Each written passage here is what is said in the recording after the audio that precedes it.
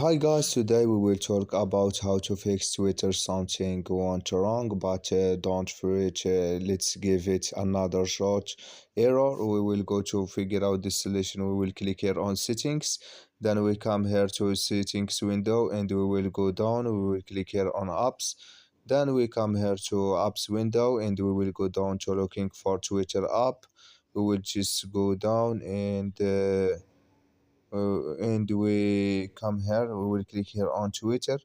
Then we come here to this is window and we will click here on force stop, and we will click here on OK, and you will click here on storage. Then you click here on clear cache and you will click here on clear data, and you just go to Play Store and update your app, and it's going to work with you.